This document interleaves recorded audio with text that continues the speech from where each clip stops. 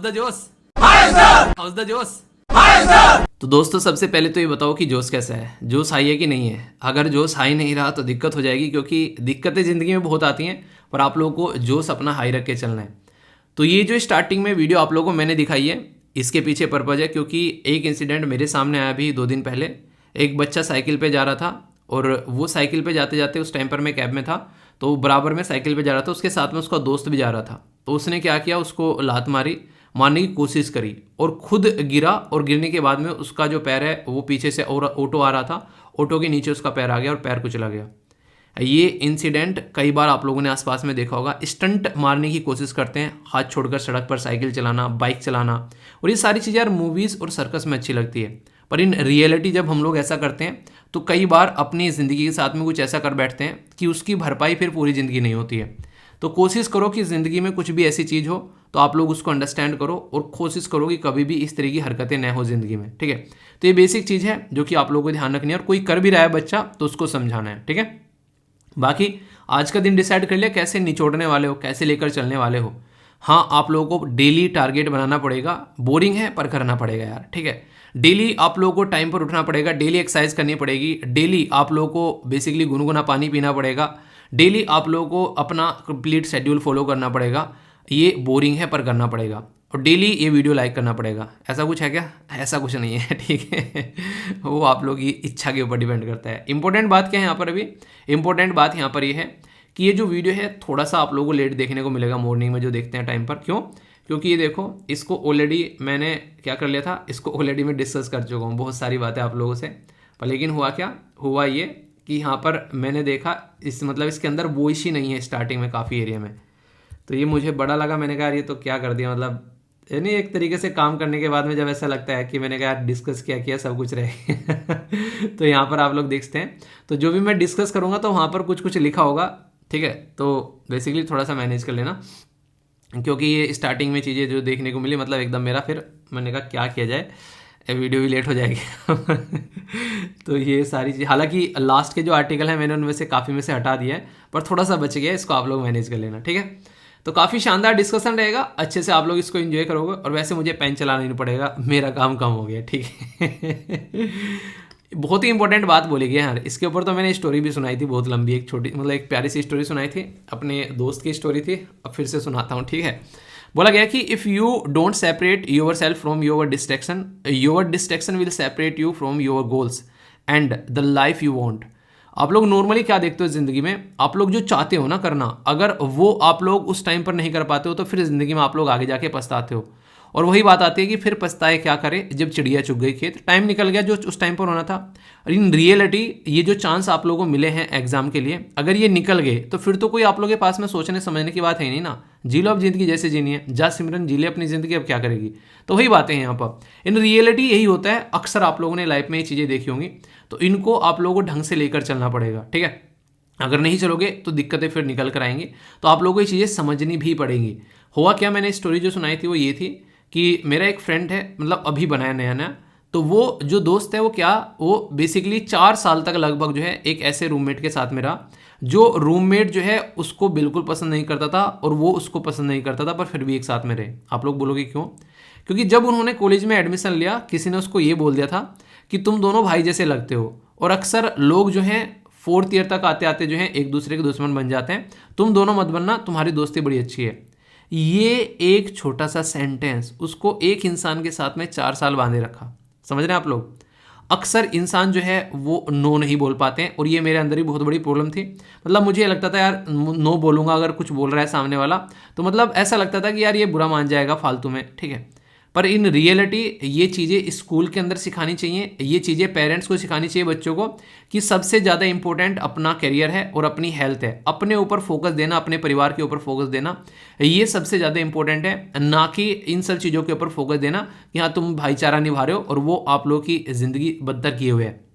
Even interesting चीज़ तो ये रही, वो इतना फ्रस्ट्रेट हो गया कि जो सामने वाला बंदा है वो अपना सिलेक्शन लेकर भी निकल गया, अपना बेसिकली एक तरीके से प्लेसमेंट लेकर निकल गया, और ये बंदा प्लेसमेंट भी नहीं ले पाया। इतना ज़्यादा फ्रस्ट्रेट ही उसके साथ में रह के हो चुका था, पर लेकिन छोड़ नहीं पा रहा था। क्यों? क्योंकि सब इनको दोनों भाई भाई बोलते थे कि दोनों भाई जैसे लगते हैं।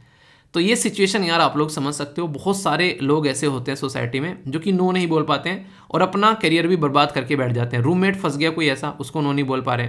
आप लोगों को अपनी चीज़ें डिफाइन करनी पड़ेगी कि कितने हद तक सामने वाले को टोलरेट करना है, उसके बाद में टोलरेट नहीं करना है, वहाँ से फिर चीज़ें खत्म कर देनी है, चाहे वो कोई भी इंसान क्यों ना हो। क्योंकि अगर इस तरीके से लगे रहोगे तो अपनी ज़िंदगी बिल्कुल बदतर करके बैठोगे या फिर सुसाइड कर लोगे किस दिन। तो यहाँ से आप लोगों को बचना है, तो ये चीज़ें आप लोगों को सीखनी पड़ेगी। आप लोगों की लाइफ है यार, संविधान ने पावर दे रखी है, आप लोगों को फंडामेंटल राइट दे रखे हैं, आप लोगों को, आप लोगों की ज़िंदगी आप लोगों को जीनी है।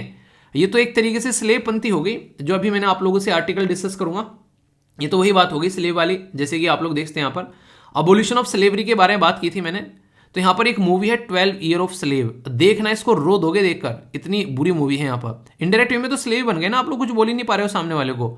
तो 2 दिसंबर को ये डे सेलिब्रेट किया था यहाँ पर इसी पर्टिकुलर पर्पज से, ताकि स्लेवरी को मिटाया जा सके।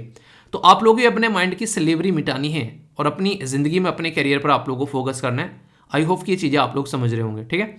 तो हमेशा कोई भी अगर लगता है कोई ऐसा इंसान जिंदगी में, तो 1 सेकंड मत लेना उसको ज़िंदगी में से निकाल के फेंकने में, अगर वो आप लोग के माइंड का पीस, शांति को बर्बाद कर रहा है। क्योंकि वो शांत नहीं रहेगा तो ज़िंदगी में सारी चीज़ें अशांत आप लोगों को होती ही नजर आएंगी। ओके, ये बात हमेशा ध्यान रखिएगा। ये वीडियो आप लोगों की ऐसी वीडियो है, अगर इसको आप लोग लाइफ का पार्ट बना लोगे, उन्हें कहते हैं इसको बना डाला तो लाइफ जिंगा लाला, ठीक है। तो ये कुछ ऐसी वीडियो आप लोगों को देखने को मिलेगी। कंप्लीट वीडियो शाम को लेकर आऊँगा, 8 या फिर 8:30 बता देना आप लोग, जो भी टाइम आप लोगों को सुटेबल लगे। तो यहाँ पर इससे क्या फ़ायदा होगा, इससे ये फ़ायदा होगा, चलिए 8 बजे करीब रख लेंगे, ठीक है। इससे ये फ़ायदा होगा कि ये कंप्लीट वीडियो जो है आप लोगों को एक पूरा महीना बहुत ही शानदार तरीके से, इसमें बहुत ही डिटेल में index exercise, award, defence exercise या इन्वायरमेंट की न्यूज़, साइंस एंड टेक की न्यूज़, एग्रीकल्चर, हेल्थ, सारे टॉपिक अलग अलग देखने को मिलते हैं। ये अभी नया नया इन्वेंशन आप लोगों के लिए किया गया है पिछले 1-2 महीने से, जिससे कि चीज़ों को अच्छे से आप लोग इन्जॉय कर सको। और इसकी PDF भी जो है वो टेलीग्राम पर प्रोवाइड करा दूंगा, जहाँ से आप लोग सारी चीज़ें जो हैं वो अच्छे से एंजॉय कर सकते हो, ठीक है। तो टेलीग्राम से जाके PDF आप लोग डाउनलोड कर लेना। और मंथली जो नॉर्मल ये सारी जो INA वाली वीडियो होती है, इसका मंथली जो है मैं आप लोगों को ऑलरेडी प्रोवाइड करा चुका हूँ, जो पूरे मंथ का एक तरीके से कंपाइलेशन था, ठीक है। तो आप लोग देख लेना, ये कंपाइलेशन है कंप्लीट जो यहाँ पर INA का, बाकी इसकी PDF आप लोगों को अलग मिलेगी, ठीक है।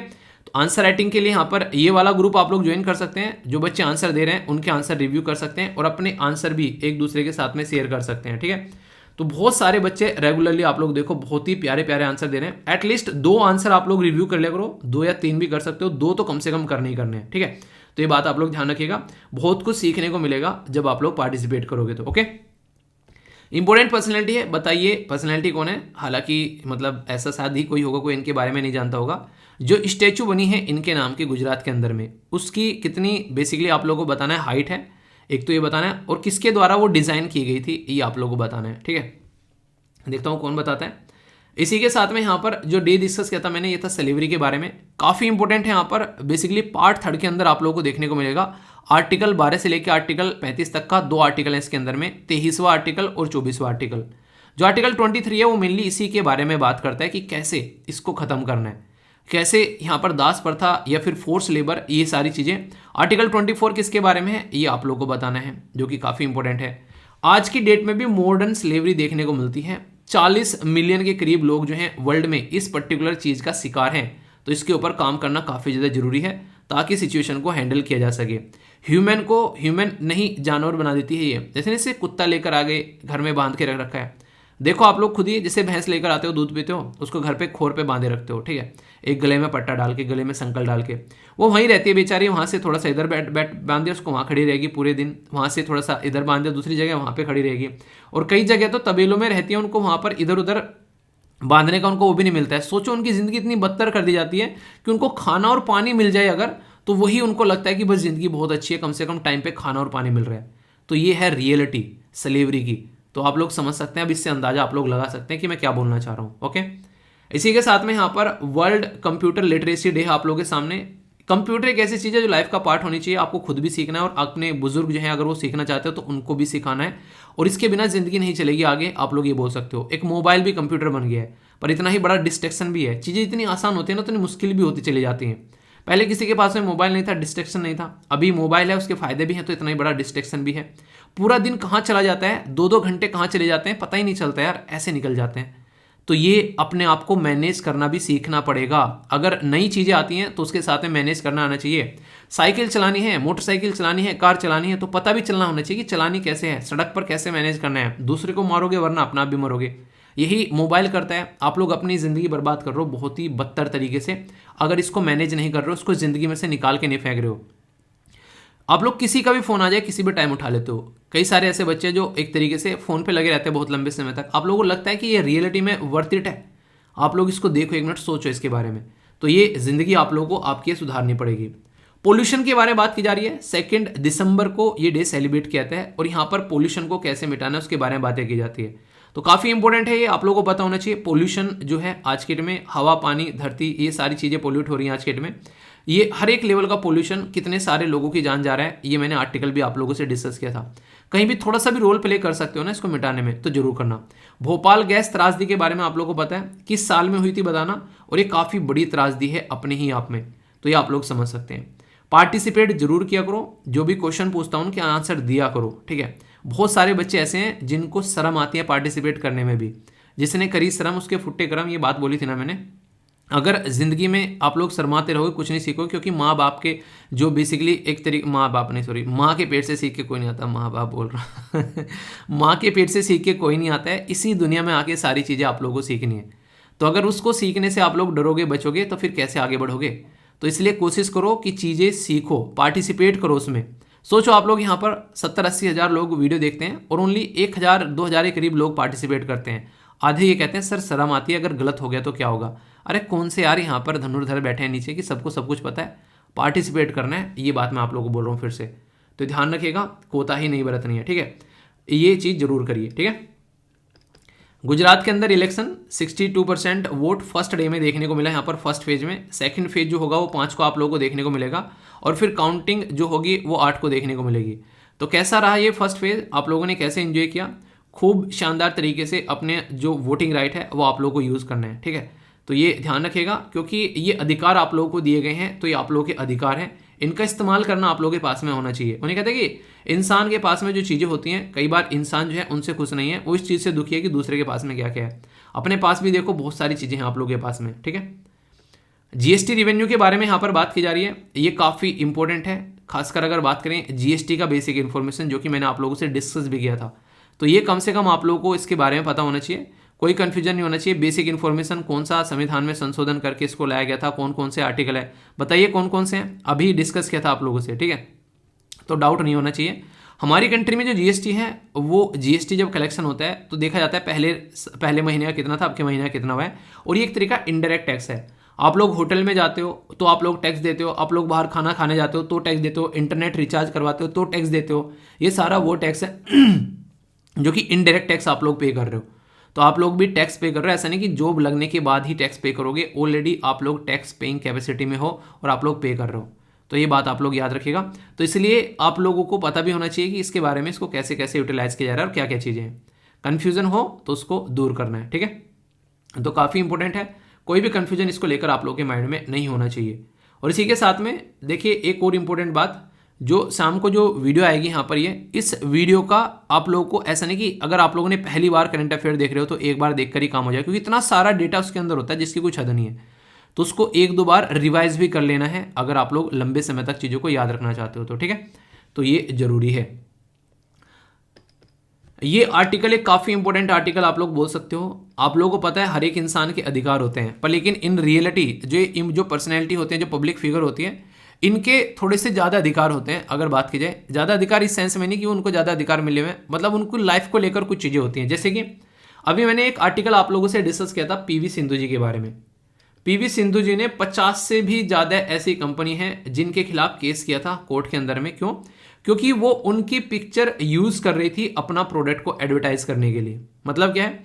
मतलब ये कोई भी नॉन फेस है जो कि काफ़ी इंपॉर्टेंट है, जैसे अमिताभ बच्चन साहब है, ठीक है। इनका पिक्चर लगाकर और उस पर्टिकुलर प्रोडक्ट को बेचना स्टार्ट कर दिया है कि हाँ अमिताभ बच्चन साहब भी जो है इसको यूज़ करते हैं। या फिर जैसे कि पीवी सिंधु जी के बारे में बताऊं, पीवी सिंधु जी ने जब यहाँ पर एक पर्टिकुलर टाइटल जीता तो सारी कंपनी ने क्या किया, उनका फोटो यानी कि उनकी पिक्चर लगा कर अपने किसी पर्टिकुलर प्रोडक्ट के ऊपर उनको कॉन्ग्रेचुलेट करना स्टार्ट कर दिया। समझ रहे आप लोग यहाँ पर? मतलब दूसरे का फेस देखकर अपना प्रोडक्ट प्रमोट करना स्टार्ट कर दिया। अगर तुमको कंग्रेचुलेशन मैसेज करना ही है तो उसमें अपना लोगो क्यों लगा रखा है, उसमें अपना प्रोडक्ट के बारे में इंफॉर्मेशन, अपनी वेबसाइट के बारे में इंफॉर्मेशन, ऐप के बारे में इंफॉर्मेशन क्यों दे रखी है। इनडायरेक्ट वे में तो ये प्रमोशन हो गया ना। पीवी सिंधु को तो सब जानते हैं, तुम्हारे प्रोडक्ट को कौन जानता है, कोई नहीं जानता है। तो अमिताभ बच्चन साहब के साथ भी कुछ ऐसा ही हो रहा था। तो उनके द्वारा अभी यहाँ पर क्या किया गया, यहाँ पर अनलॉफुल जो भी देखिए कई सारे स्टार होते हैं ना, उनका नाम यूज़ किया जाता है, उनकी इमेज यूज़ की जाती है, उनकी वॉइस यूज़ की जाती है। तो दिल्ली हाई कोर्ट में अभी यहाँ पर ये इंटरिम ऑर्डर पास किया गया कि इस तरीके से जो स्टार हैं उनका इमेज, नाम वगैरह आप लोग उनकी परमिशन के बगैर यूज़ नहीं कर सकते हैं, क्योंकि इसी के वो पैसे चार्ज करते हैं। आप लोग खुद सोचो, एक कंपनी है वो लाखों रुपए दे रही है यहाँ पर एक प्रोडक्ट को इनका प्रचार करने के लिए, दूसरी कंपनी क्या है इनके नाम को, प्रोडक्ट को वैसे यूज़ कर रही है। तो इनडायरेक्ट वे में तो यहाँ पर वो कंपनी जो पैसे पे कर रही है वो भी गलत हो गई ना, यहाँ पर आप लोग ऐसा बोल सकते हो। तो ये एक काफ़ी लार्ज स्केल पर वोलेशन ऑफ द पर्सनैलिटी राइट यहाँ पर बोला गया है, और ये भी इंसान के अधिकार के अंदर में आता है, जो कि आर्टिकल 21 संविधान के अंदर में है। उसमें ये चीज़ें आप लोगों को देखने को मिलेगी कि एक इंपॉर्टेंट पर्सनैलिटी है, उसकी चीज़ों का इस्तेमाल किया जा रहा है बिना उसकी परमिशन के। और कई बार ऐसा नहीं कि अच्छी जगह यूज़ किया जा रहा है, आप लोगों को देखने को मिलेगा कई बार, जैसे नहीं रास्ते में जाते हो तो कई बार ठेले वगैरह जो है छोटे छोटे डीए लगे रहते हैं, वहाँ पर गन्ने के रस वाला सलमान खान का फोटो लगा कर कि हाँ ये गन्ने का रस ये भी पीता है, कैटरीना कैफ गन्ने का रस पी रही है, देखिए फोटो, वो उनकी परमिशन के बिना उसका इस्तेमाल किए जाते हैं यहाँ पर। और कई बार बीड़ी सिगरेट वाले जो होते हैं वो यहाँ पर काफ़ी लार्ज स्केल पर उनका इस्तेमाल करते हैं। तो इसकी वजह से उस इंसान की इमेज खराब होती है। अच्छा ये भी एक काम कर रहा है, जो उनको फॉलो करते हैं, जो डाई हार्ट फैन होते हैं, वो तो फटाफट उस प्रोडक्ट को इस्तेमाल करना स्टार्ट करेंगे। तो ये पर्सनैलिटी के राइट जो होते हैं उसका गलत इस्तेमाल है, और इसमें नाम भी आता है, ठीक है, उसकी इमेज भी आती है, उसकी वॉइस भी आती है बिना उसकी परमिशन के। आप लोगों को देखा, मैंने आप लोगों को बताया था कि पॉलिटिकल लेक्चर कई सारे लोगों ने क्या कर रखे हैं, डाउनलोड कर करके उनको अपने पार्ट अपने कोर्स के अंदर में बेच रहे हैं अलग अलग जगह पर। और वो क्या कर रहे हैं, वो ये बोल रहे हैं कि ये फ्री है यहाँ पर, यानी कि ये फ्री है, जो मैं पैसे चार्ज कर रहा हूँ उस चीज़ के चार्ज कर रहा हूँ, जो चीज़ मैं आप लोगों को दे रहा हूँ अपनी तरफ से। यानी कि कोर्स का दाम जो रख दिया वो रख दिया उन्होंने 8,000 रुपये। 8,000 रुपये में पॉलिटिकल लेक्चर जो है उठा के मेरे डाल दिए, इकोनॉमी के किसी और के डाल दिए, बाकी हिस्ट्री ज्योग्राफी 2-4 और पढ़ा दिए उन्होंने, और बोला कि मैं बस हिस्ट्री इसके ये पैसे चार्ज कर रहा हूँ, ये वाले तो फ्री हैं। ये कैसा फ्री हो गया यार। तो ये ऐसी बदतमीजी कई सारे बच्चों ने बताई, कई सारे लोगों के खिलाफ एक्शन लिए गए। तो ये ऐसे भी बदतमीजी लोग जो हैं वो करते हुए नजर आ रहे हैं। तो ऐसी सिचुएशन आप लोग यहाँ पर देख सकते हैं। तो ये हो क्या गया, एक तरीके से आप लोग खुद देखो, अभी आप लोग इसको कोरिलेट कर पा रहे होंगे। ये अधिकार है, मेरे से परमिशन नहीं ले रहा है और बंदा यूज कर रहा है। तो ट्रेडमार्क एक्ट है हमारे देश में 1999, और इसी के साथ में यहाँ पर कॉपीराइट एक्ट है 1957। इसके खिलाफ उनको जो है सुधारा जा सकता है, ये हमारे देश में कानून है। तो इसके चलते जो पर्सनैलिटी हैं उनके जो राइट हैं, उनके जो अधिकार हैं, अगर बात की जाए तो उनके तो ऐसे अधिकार हो गए जैसे कि 2 टाइप के। पहला तो यही होगा कि वो एक पब्लिक फिगर है, तो उनके नाम पर पब्लिसिटी इंस्टेंट किया जा रहा है, तो वो आप लोगों को देखने को मिलेगा। कमर्शियली एक्सप्लॉइट किया जा रहा है उनके नाम को, जैसे पीवी सिंधु जी से रिलेटेड आप लोगों को देखने को मिला। तो ये सही नहीं है, बिना किसी की परमिशन के किसी का कंटेंट, किसी की इमेज, किसी का नाम इस तरीके से इस्तेमाल करना ये गलत है। और बहुत सारी पर्सनैलिटी जो है वो इससे जूझ रही हैं, ये आप लोग यहाँ पर देख सकते हैं। आई होप कि आप लोगों के माइंड में इसको लेकर क्लैरिटी आई होगी, तो ये आप लोग समझ सकते हैं। एक और आर्टिकल यहाँ पर यह है जो बेसिकली बात कर रहा है ग्लोबल लेवल पर। आज की डेट में आप लोग कई सारी चीज़ें देखने को मिलती है, कई सारी कंपनी, बड़ी बड़ी कंपनी ने बहुत सारे लोगों को फायर कर दिया।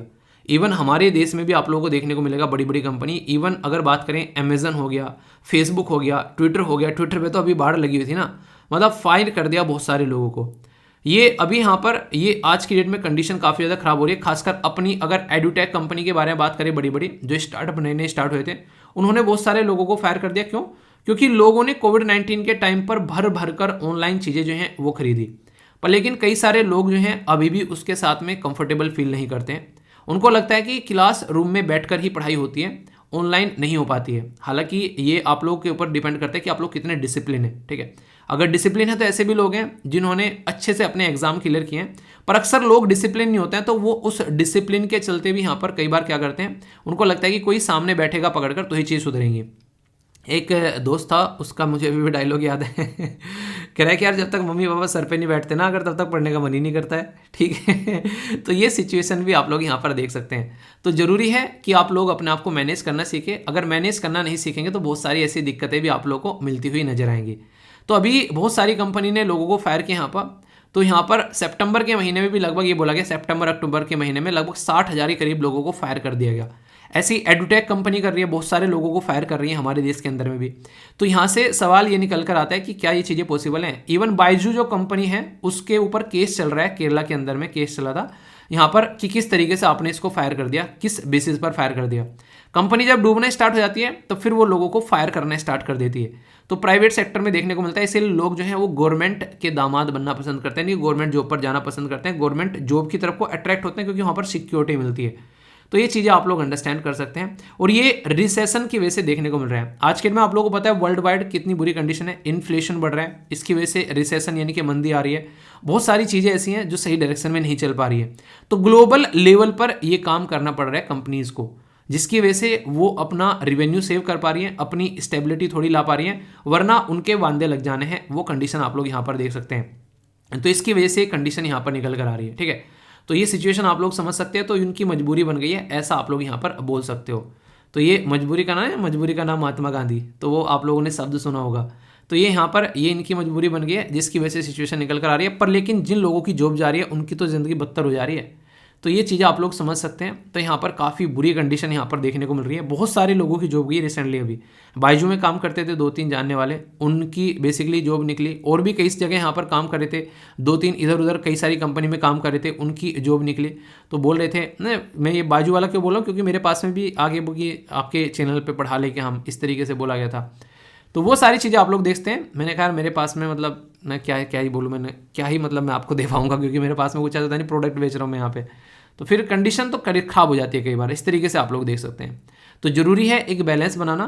तो इसीलिए लोग जो हैं वो गवर्नमेंट जॉब को प्रेफर करते हैं, पर लेकिन अपना टैलेंट जो है वो इस लेवल पर रखना चाहिए कि अगर किसी को फायर करने की बात है तो आप लोग न जाएँ वहाँ से निकल कर कोई और जाए।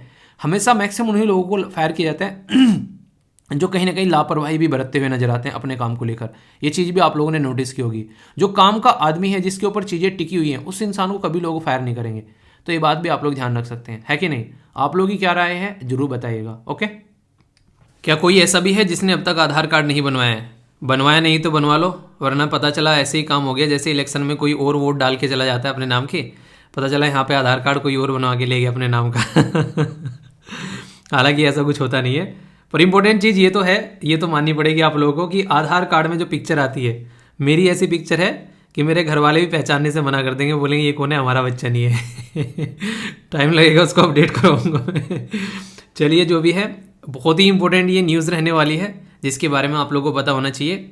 आधार यानी कि बेस, एक तरह का बेस बन चुका है आज की डेट में हमारे देश के अंदर में, ये आइडेंटिफाई करने का कि यही इंसान है ये जो आप लोगों के सामने खड़ा हुआ है। पर लेकिन हर एक चीज़ के आप लोगों को डुप्लीकेट नज़र आते हैं मार्केट में।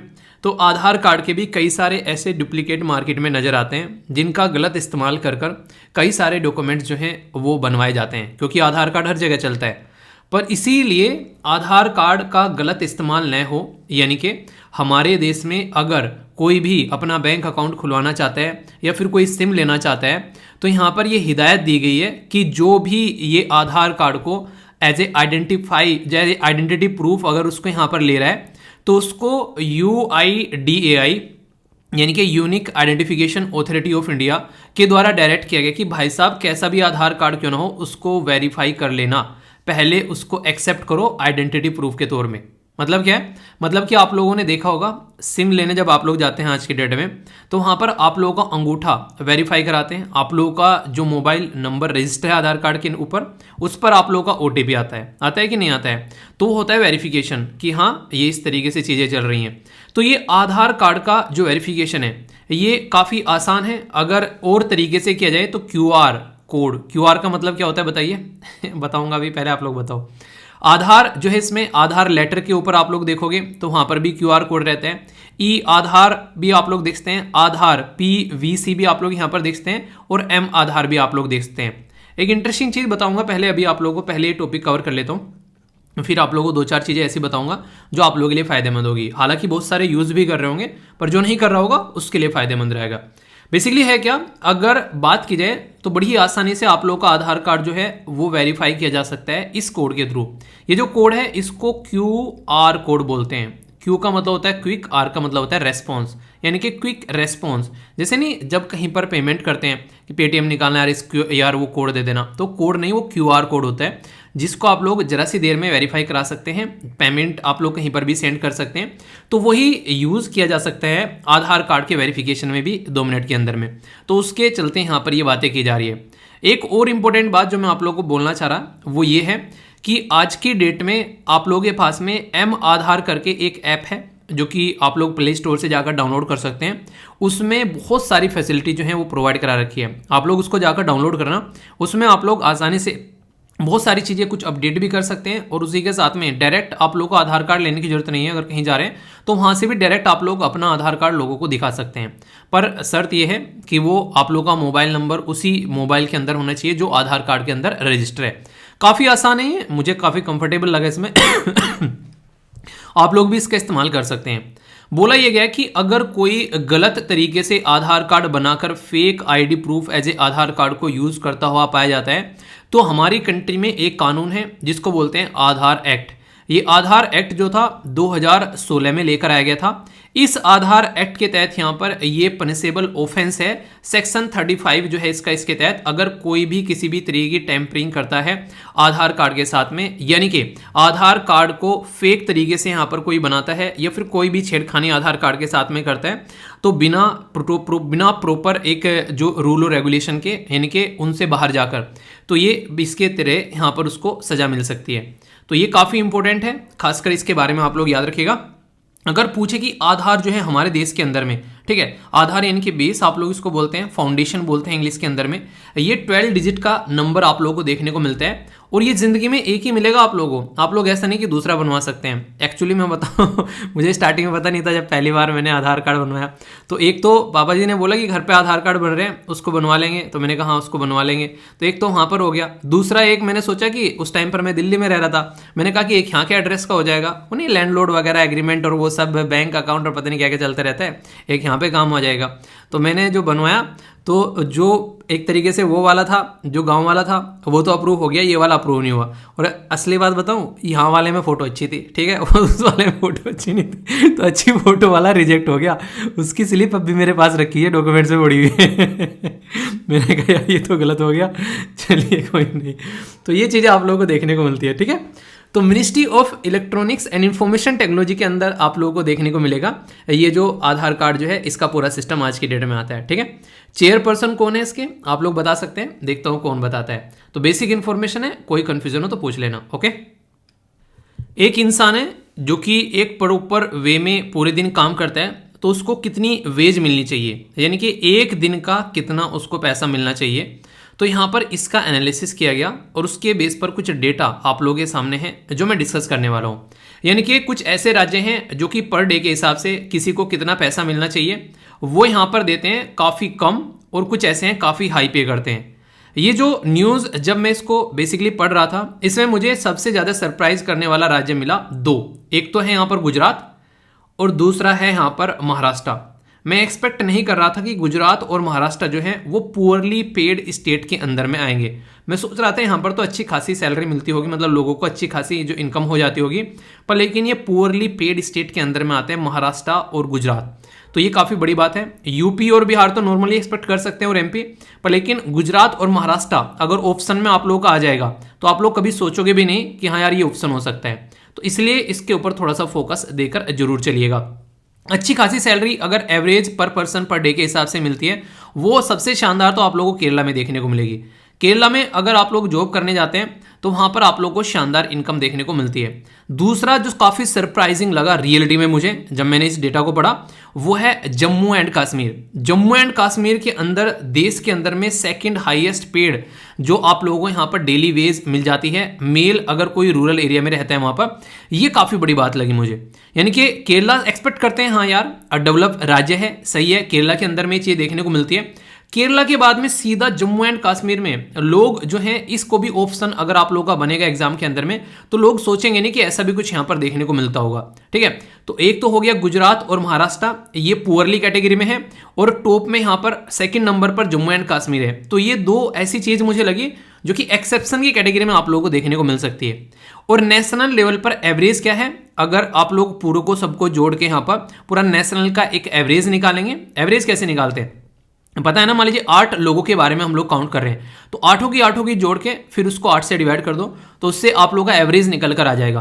तो यहाँ पर नेशनल एवरेज अगर हम लोग निकालते हैं 309, और या फिर 2021-22 के हिसाब से बात करें तो 323। अगर मोटा मोटा मैं 300 लेकर यहाँ पर चलूँ तो 300 को आप लोग यहाँ पर 30 से मल्टीप्लाई करिए, तो ये क्या हो गया यहाँ पर, तो 3 तिया 9 हो गया, और यहाँ पर क्या हो गया, ये 9000 हो गया। यानी कि एवरेज अगर ऑल ओवर कंट्री के अंदर में हम लोग बात करें, जो यहाँ पर एक वर्कर है वो 9000 रुपये यहाँ पर कमा रहा है। यहाँ पर ये बात यहाँ पर बोली गई है, यानी कि देश में एवरेज 9000 चल रहा है। और अगर यहाँ पर आप लोग जाएंगे तो यहाँ पर ये जो आप लोगों को 300 से मल्टीप्लाई किए, यही आप लोग 7 से मल्टीप्लाई कर दीजिए यहाँ पर, तो आप लोगों को देखने को मिलेगा ये एक तरीके से तुरंत बढ़ती नजर आएगी, क्योंकि यहाँ पर इसका कितना है, लगभग डबल आप लोगों को देखने को मिल रहा है। यहाँ पर 300 है और यहाँ पर 700 है, उससे भी ज्यादा है। ठीक है, तो इस तरीके से आप लोग समझ सकते हैं। तो कहने का मतलब यहाँ पर यह है कि यहाँ पर 9000 मिल रहे हैं, तो केरला के अंदर में आप लोग को 21-22 हजार के करीब लोगों को मिलते हुए नजर आ रहे हैं, यानी कि इसकी सैलरी का डबल। तो ये काफी इंटरेस्टिंग एक तरीके से फैक्ट है जो कि आप लोगों को पता होना चाहिए। अभी यहाँ पर ये चीजें तो आप लोगों ने देख ली। अब ये डेटा प्रस्तुत किसके द्वारा किया गया है, क्या ये ऑथेंटिक डेटा है, क्या इस डेटा के ऊपर हम लोग ट्रस्ट कर सकते हैं? तो भाई साहब ट्रस्ट करोगे, और वो भी करना पड़ेगा जबरदस्ती। क्यों? क्योंकि reserve bank of India RBI के द्वारा खुद ये डेटा प्रस्तुत किया गया है। तो पूछा आप लोगों से डेली वेज जो है ये डेटा इससे रिलेटेड किसके द्वारा प्रस्तुत किया गया है, तो रिजर्व बैंक ऑफ इंडिया की जो हैंडबुक है उसके द्वारा स्टेटिक्स का जो इंडियन स्टेट्स का जो डेटा प्रस्तुत किया गया है, उसमें केरला के द्वारा हाईएस्ट नंबर है, जम्मू एंड कश्मीर दूसरे नंबर पर है। और जब जाएंगे आप लोग यहाँ पर लो लेवल पर पे करने वालों में, तो मध्य प्रदेश, गुजरात और त्रिपुरा ये नीचे से टॉप करते हुए आप लोगों को यहाँ पर नजर आएंगे। तो ये जो फाइंडिंग्स है खासकर गांव वाले एरिया के ऊपर फोकस कर रही है। कहीं ना कहीं एक तरीके से जैसे अभी कोविड-19 के टाइम पर क्या कंडीशन हुई आप लोगों को पता है, बहुत सारे काम धंधे जो व्यापार थे वो बंद हो गए। उस टाइम पर बहुत सारे काम धंधे व्यापार बंद हुए, तो बहुत सारे लोगों को जॉब से निकाला गया। जिस इंसान को जॉब से निकाला गया, सबसे बुरी कंडीशन यहाँ पर ये देखने को मिली कि वो इंसान जो है वो गांव में जाकर जैसे तैसे अपना गुजारा करने लगा। अब गांव में जाकर इंसान ने गुजारा तो करना स्टार्ट किया, पर लेकिन काम कहां पर करेगा वो, एमजी नरेगा के तहत। तो वहां पर कितनी इनकम मिलती है आप लोगों को पता है, वहां पर भी काफी कम इनकम आप लोगों को देखने को मिलती है। तो इसके चलते यहाँ पर रूरल इंडिया में बहुत सारे लोगों ने उस टाइम पर यहाँ पर माइग्रेट किया, जिसकी वजह से यहाँ पर गांव की कंडीशन जो है वो आप लोगों को देखने को मिली। तो उसी के चलते ये डेटा आप लोगों के सामने है। और इन्फ्लेशन तब होता है जब कोई प्रोडक्ट महंगा मिलने लगता है। मान लीजिए आज की डेट में आप लोग जो है एक मार्केट से एप्पल लेकर आते हैं, या फिर आप लोग कोई भी मान लीजिए आप लोग आज के डेट में कुछ भी अपना कॉपी किताब लेकर आते हैं, एक रजिस्टर पहले आप लोग ने जो ऐसा होता है, जो एक स्पाइरल बैंडिंग जो वाइंडिंग का जो रजिस्टर होता है, एक टाइम था वो रजिस्टर जो है वो 20-20, 30-30 रुपए का मिलता था। ठीक है, अभी आज की डेट में वही रजिस्टर जो है 50-100 रुपए के आराम से मिलते हैं। तो ये आप लोग समझ सकते हैं, इससे भी फालतू यहाँ पर हो गया। तो क्या हो रहा है, ये उतना ही उसमें अंदर आज के डेट में मटेरियल है, उतने ही पेज हैं, पर लेकिन उसका भाव बढ़ गया अभी।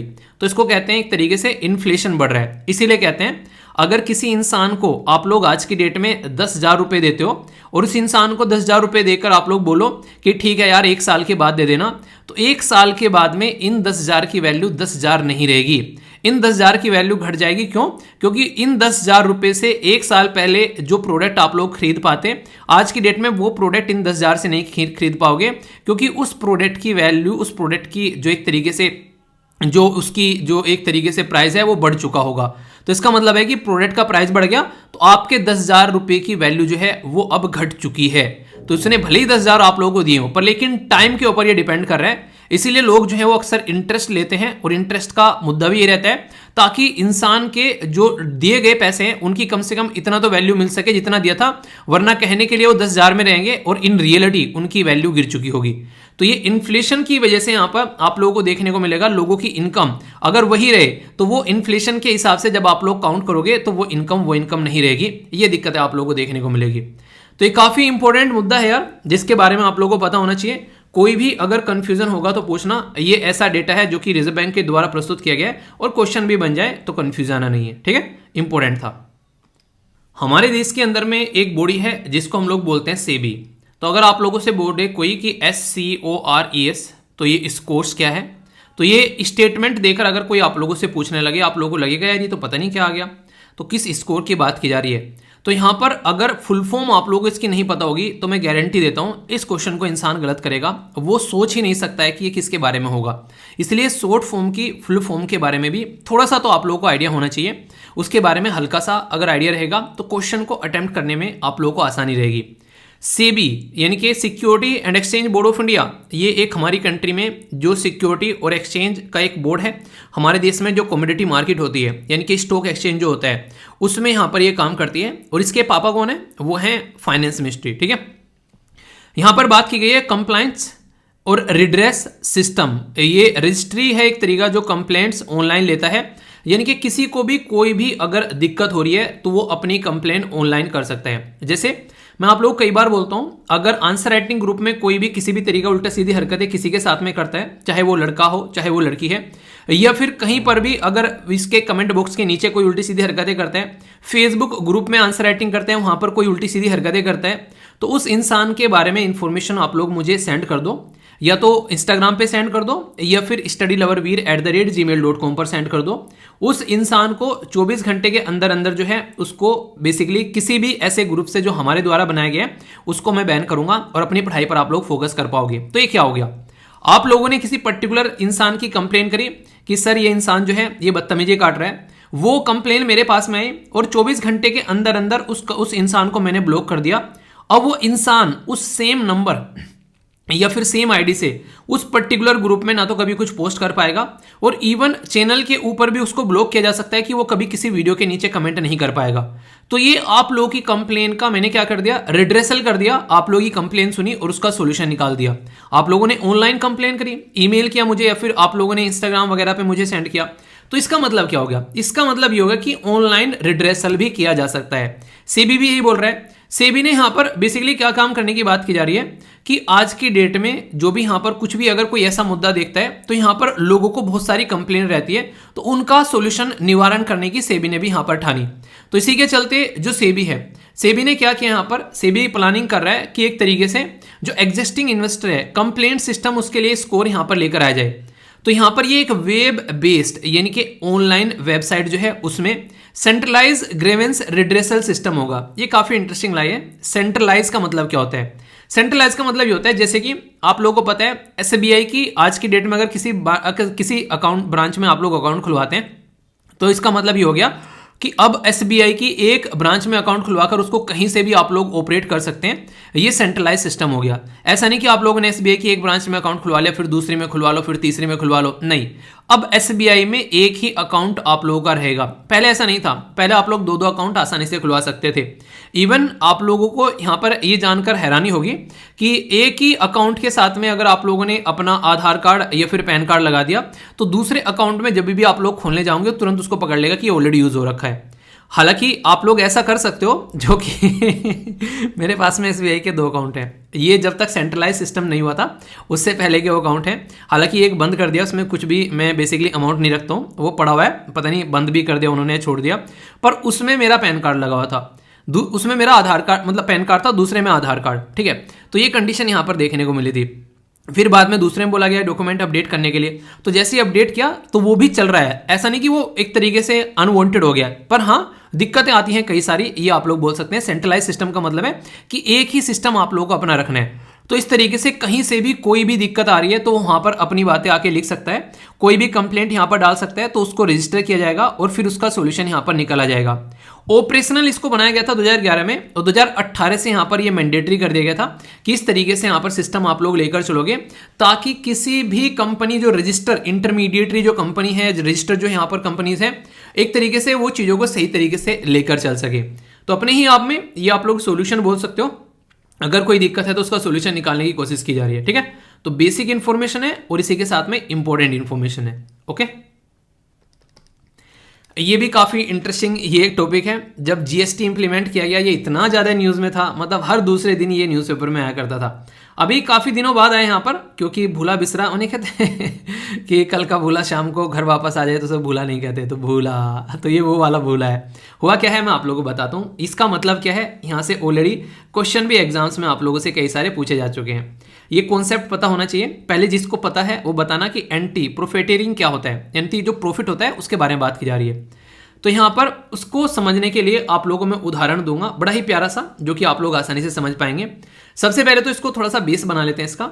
एंटी प्रोफिटेरिंग जो है यहाँ पर, ये central board of indirect tax and custom के द्वारा इंपावर किया गया कंपटीशन कमीशन ऑफ इंडिया को, कि आप लोग डिसाइड करेंगे कि एंटी प्रोफिटेरिंग इशू जो भी होगा उसको आप लोग टैकल करेंगे। यानी कि ये कंपटीशन कमीशन ऑफ इंडिया की कैटेगरी में आ गया। वैसे जब ये बॉडी बनाई गई उस टाइम पर भी मुझे लग रहा था देख के कि ये जो ऐसा सिस्टम है इसकी वजह से कस्टमर को दिक्कत हो रही है, तो ये तो कहीं ना कहीं या तो कंज्यूमर जो फोरम के अंदर में ये केस पहुंचना चाहिए इसका, या फिर यहाँ पर कंपटीशन कमीशन को इसको देखना चाहिए, क्योंकि इसकी वजह से कंपटीशन किल होता हुआ भी नजर आता है और भी कई सारे इशू देखने को मिलते हैं। आप लोग समझिए आखिर मुद्दा क्या है। मुद्दा यहाँ पर पूरा ये है, मान लीजिए एक दुकानदार है और वो दुकानदार जो है अपनी दुकान पर वो चीनी बेच रहा है, ठीक है, यानी कि वो शुगर बेच रहा है। अब यहाँ पर शुगर के ऊपर सेंट्रल गवर्नमेंट ने मान लीजिए आज की डेट में 12% जो है वो जीएसटी लगा रखा है। सारी चीजें हाइपोथेटिकल ले रहा हूं, बस आप लोग समझिए उसको, ठीक है। 12% जीएसटी लगा रखा है सेंट्रल गवर्नमेंट ने। सेंट्रल गवर्नमेंट ने क्या किया, उनको लगा यार 12% जीएसटी मजा नहीं आ रहा है, इसके ऊपर 18% जीएसटी लगा देते हैं। पहले इसका जो प्राइस था उस पर 12% जीएसटी लग रही थी, मान लीजिए प्राइस जो है एक्स था उसमें 12% और जोड़ रहे थे। अब यहां पर इसका प्राइस जो है वो 18% जीएसटी हो गया, यानी कि प्राइस तो वही है, टैक्स लग गया अब 18%। तो कौन सा प्राइस ज्यादा हो गया, ये वाला ज्यादा हो गया, इसमें 18% जा रहा है, इसमें 12 जा रहा था। सेंट्रल गवर्नमेंट के सामने जाकर लोगों ने प्रोटेस्ट करना स्टार्ट कर दिया कि यार ये कैसे कर दिया, चीनी कैसे आप लोगों ने बढ़ा दी, हमारे तो चाय पीनी बंद हो जाएगी, लोग जो है मिठाई खानी बंद कर देंगे, क्योंकि सबका भाव बढ़ेगा। अब यहाँ पर चीनी का भाव बढ़ती है जहाँ जहाँ पर चीनी यूज होती है, ठीक है। तो यहाँ पर सेंट्रल गवर्नमेंट ने प्रेशर में आकर क्या किया, इसको यहाँ से भी हटाकर उसने क्या कर दिया, उसको फिर से उसको 12 पर ही लेकर चले गए, यानी कि ठीक है यार 12 ही कर देते हैं, और सेंट्रल गवर्नमेंट ने 12 कर दिया। अब ये सारी चीजें डेली ऊपर नीचे हो रही थी, कभी 12, कभी 18, कभी 5, कभी 28। तो यहाँ पर कस्टमर को थोड़ी ना पता है, जो एक कॉमन कस्टमर है कि उसको क्या चल रहा है, यहाँ पर उसको कोई इतना न्यूज़ सुनता ही नहीं आज के डेट में। तो यहाँ पर जैसे इन्होंने 18 से 12 किया, अब दुकानदार क्या कर रहा है, वो 18 का 18 ही लिए जा रहा है, वो इसको 12 कर ही नहीं रहा है, यानी कि वो ऐसा का ऐसा ही भाव जो है वो लोगों से ले रहा है। तो ये लोगों को जो प्रॉफिट मिलना चाहिए था कि हाँ इसको कम करना चाहिए था, उसको 12 पर आना चाहिए था, और यहाँ पर ये 18 की जगह उसको 12 लेना चाहिए था, तो वो उन्होंने नहीं किया और अपना पैसा कमाते रहे। क्यों? क्योंकि यहाँ पर उनको तो पता ही नहीं है कस्टमर को कि इसके बारे में ज़्यादा इन्फॉर्मेशन ही नहीं है, वो ये बातें जानते हैं। तो जो प्रॉफिट कस्टमर को मिलना चाहिए था वो सारा दुकानदार पे ले जा रहा है, ठीक है। यानी कि एक तरीके से दुकानदार अपनी कमाई बढ़ा रहा है और कस्टमर को वो सारी चीज़ें उसको ग्राउंड लेवल पर दे ही नहीं रहा है। तो ये क्या हो गया, ये एंटी प्रॉफिटेरिंग हो गया, एक तरीके से प्रॉफिट लोगों तक नहीं पहुंच रहा है जितना उसको पहुंचना चाहिए।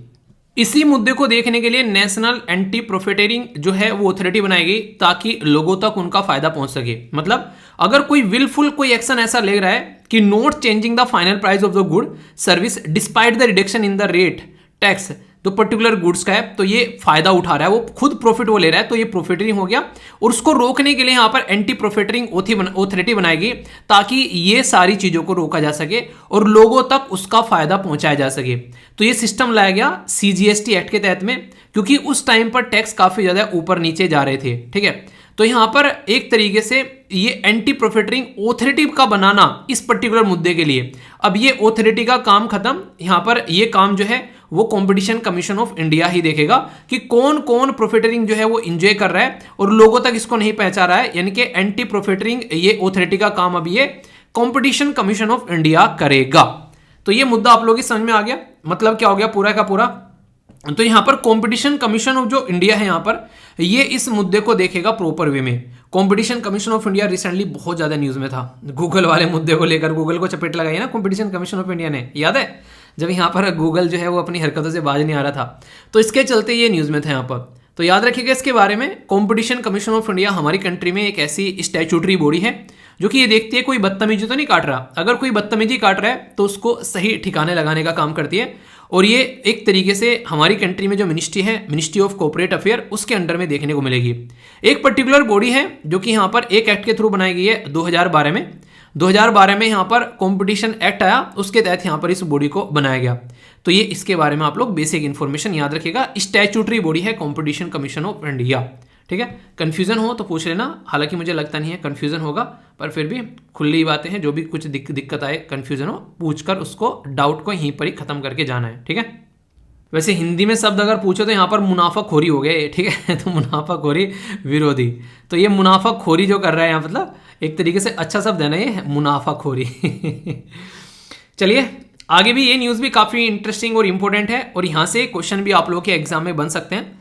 ऐसा टॉपिक है ये भी जिसके बारे में थोड़ा सा डिटेल में मैं बातें करने वाला हूँ आप लोगों से। बात क्या की जा रही है? बात की जा रही है यहाँ पर म्युनिसिपल ग्रीन बॉन्ड्स के बारे में। म्युनिसिपल ग्रीन बॉन्ड्स या फिर म्युनिसिपल बॉन्ड्स बोले अभी यहाँ पर, म्युनिसिपल अगर ग्रीन लगा दें तो जहां पर भी ग्रीन शब्द लगा हुआ आ गया, इसका मतलब है कि अब वो बॉन्ड जो है उस पर्टिकुलर सिस्टम में यूज किए जाएंगे जो कि इन्वायरमेंट फ्रेंडली है, यानी कि जैसे कि रिन्यूएबल एनर्जी पर काम किया जाएगा, ठीक है, क्लीन ट्रांसपोर्ट पर काम किया जाएगा, वाटर जो वेस्ट मैनेजमेंट पर काम किया जाएगा, कोई बिल्डिंग बनाना जिसमें सब कुछ यहाँ पर रिन्यूएबल एनर्जी या फिर सोलर एनर्जी या फिर विंड एनर्जी पर चले, उसके ऊपर फोकस किया जाएगा। तो ये जहां पर भी ये काम किया जाएगा वहां पर उस बॉन्ड के अंदर में इसका मतलब ग्रीन लग जाएगा। तो ये आप लोग समझ सकते हैं। समझते हैं पूरा मुद्दा क्या क्या है। बात की जा रही है म्युनिसिपल ग्रीन बॉन्ड के बारे में। तो सेबी, जिसको आप लोग यहां पर security and exchange board of India बोलते हैं, उसने इशू किया कि म्युनिसिपल जो डेट सिक्योरिटी जो है वो इशू कर सकता है कि ग्रीन बॉन्ड जो है वो यहां पर लेकर चले, जो भी गाइडलाइन है उसके हिसाब से। यानी कि एक तरीके से आप लोग बोल सकते हैं, अगर आप लोग जो है मार्केट से पैसा उठाना चाहते हैं और वो पैसा आप लोग ग्रीन सिस्टम में यूज करना चाहते हैं, तो उसके लिए बॉन्ड इशू कर सकते हैं। लोग वो बॉन्ड खरीदेंगे। बॉन्ड एक तरीका इन्वेस्टमेंट है, एक तरीके से ऐसा बोल सकते हैं कि अगर आप लोगों ने 10,000 रुपए का कोई बॉन्ड खरीद लिया तो इसका मतलब है कि आप लोगों को इसके ऊपर इंटरेस्ट मिलेगा, आप लोगों का इन्वेस्टमेंट हो गया एक तरीके का। वो इन्वेस्टमेंट रिटर्न कहां से आएगा? जब भी ये पैसा जाएगा तो वो उसको कहीं पर इन्वेस्ट करेंगे किसी प्रोजेक्ट में, जैसे रिन्यूएबल एनर्जी का प्रोजेक्ट हो गया, वाटर एंड वेस्ट मैनेजमेंट का हो गया, ग्रीन बिल्डिंग का हो गया, क्लीन ट्रांसपोर्ट का हो गया। अब यहां से जो रिवेन्यू आएगा उसमें आप लोगों को रिटर्न मिल जाएगा, ठीक है। तो ग्रीन बॉन्ड जो है वो फिक्स इनकम इंस्ट्रूमेंट आप लोगों को देखने को मिलता है, जो कि सपोर्ट करता है क्लाइमेट रिलेटेड इन्वायरमेंटल प्रोजेक्ट के लिए। तो ये अभी यहां पर सेबी ने अनाउंस किया है, यहां पर इससे रिलेटेड ये बात है कि इशूअर जो है वो म्युनिसिपल जो डेट सिक्योरिटी इशू कर सकते हैं यहां पर ग्रीन बॉन्ड की फॉर्म में। हमारे देश में सबसे पहला किसने किया था? तो ये गाजियाबाद, जो कि उत्तर प्रदेश के अंदर में एनसीआर वाले रीजन में आप लोगों को देखने को मिलता है। तो ये छोरा एनसीआर का, इसने यहां पर सबसे पहले फर्स्ट म्युनिसिपल ग्रीन बॉन्ड जो है वो मार्केट में लेकर आया। तो ये काफी बेसिक सी चीज है यार, डायरेक्ट क्वेश्चन बन जाए कई बार आप लोगों से, तो पता होना चाहिए कि सबसे पहले हमारे देश में कौन लेकर आया ये। तो ये गाजियाबाद लेकर आया सबसे पहले। ओके दोस्तों, ये एक ऐसा पोर्शन होता है जहां से डायरेक्ट आप लोग के एक नंबर पक्का हो जाता है, यानी कि वन लाइनर टाइप में डायरेक्ट आप लोगों से पूछ लेंगे कि वाइस प्रेसिडेंट कौन है, वो है जगदीश धनखड़ साहब। तो आप लोगों से पूछ लेंगे कि शिल्प गुरु अवार्ड, नेशनल अवार्ड जो है वो मास्टर क्राफ्ट पर्सन जो दिल्ली में दिया गया, वो किसके द्वारा दिया गया? तो ये जो जगदीश धनखड़ साहब है, जो कि हमारे देश के वाइस प्रेसिडेंट हैं, इनके द्वारा दिया गया। ये जो अवार्ड है ये कंफर्म किया जाता है यहाँ पर सेंट्रल गवर्नमेंट के द्वारा, कोई भी पर्सन जिसके द्वारा शिल्प कार्य में कुछ अच्छा किया गया है, तो इसीलिए इसका नाम शिल्प गुरु अवार्ड यहाँ पर रखा गया है। तो दिल्ली के अंदर दिया गया, वो भी वाइस प्रेसिडेंट ऑफ इंडिया के द्वारा यहाँ पर दिया गया, ठीक है। ये काफी इंपॉर्टेंट इन्फॉर्मेशन आप लोगों के लिए हो सकती है, इसको थोड़ा सा मैं डिटेल में डिस्कस करूंगा। सुप्रीम कोर्ट के द्वारा यहाँ पर सेंटर के द्वारा सुप्रीम कोर्ट को बताया गया अभी यहाँ पर, तो यहाँ पर कि right to freedom of religion not a fundamental right to convert.